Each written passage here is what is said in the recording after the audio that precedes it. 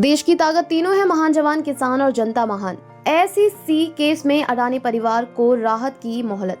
अमेरिकी अदालत ने 30 जनवरी तक का समय दिया। उद्योगपति गौतम अडानी और सागर अडानी का प्रतिनिधित्व कर रहे वकीलों ने अमेरिकी अदालत से भारतीय समय अनुसार 30 जनवरी तक का समय मांगा है ताकि वे अमेरिकी प्रतिभूति और विनियम आयोग SEC के साथ ईमेल के जरिए समन की तामील को लेकर चल रही बातचीत की स्थिति से अदालत को अवगत करा सके। न्यूयॉर्क की अदालत ने इस अनुरोध को स्वीकार कर लिया है। दरअसल 22 जनवरी को SEC द्वारा वैकल्पिक सेवा विधियों को अधिकृत कराने के लिए अदालत में प्रस्ताव दाखिल किए जाने के एक दिन बाद न्यूयॉर्क की प्रतिष्ठित law firm Sullivan and Cromwell LLP ने अडानी परिवार की ओर से SEC संपर्क किया था। इस बातचीत का उद्देश्य ईमेल के माध्यम से समन की तामील के मसले पर सहमति बनाना था। इसके बाद 23 जनवरी को अडानी के वकीलों ने न्यूयॉर्क के ईस्टर्न डिस्ट्रिक्ट की अदालत से अनुरोध किया कि SEC के प्रस्ताव पर फैसला तब तक स्थगित रखा जाए जब तक दोनों पक्षों के बीच बातचीत पूरी नहीं हो जाती। अदालत ने दोनों पक्षों को 26 जनवरी तक अपनी बातचीत की स्थिति बताने का निर्देश दिया था। 26 जनवरी को दाखिल अद्यतन याचिका में अडानी के वकीलों ने कहा कि दोनों पक्षों ने समझौते को लेकर अपने अपने विचार साझा कर दिए हैं और प्रतिवादियों के साथ इस पर चर्चा जारी है। चूंकि गौतम और सागर अडानी भारत में स्थित हैं और भारत अमेरिका के बीच समय का अंतर है, इसलिए 30 जनवरी की सुबह तक स्थिति रिपोर्ट दाखिल करने का समय मांगा गया है। याचिका में कहा गया, पक्षों की वकीलों को पूरा भरोसा है कि समझौता जल्द ही अंतिम रूप ले लेगा।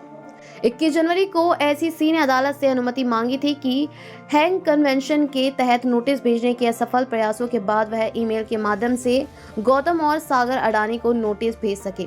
रिपोर्ट के अनुसार भारत के विधि और न्याय मंत्रालय ने तकनीकी और कानूनी आधारों पर SEC के समन को औपचारिक रूप से तामील कराने से 2 बार इनकार किया था।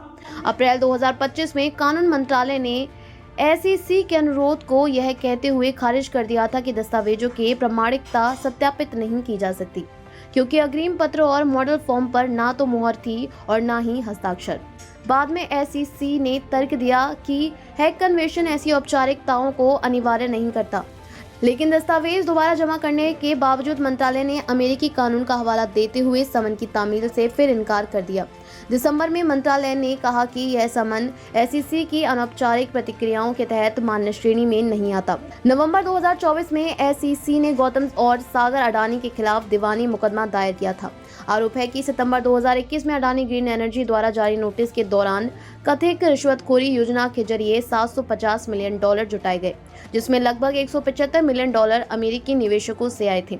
हालांकि अडानी समूह ने इन आरोपों को सिरे से खारिज किया है और कहा है कि वह सभी कानूनी विकल्पों का इस्तेमाल करेगा।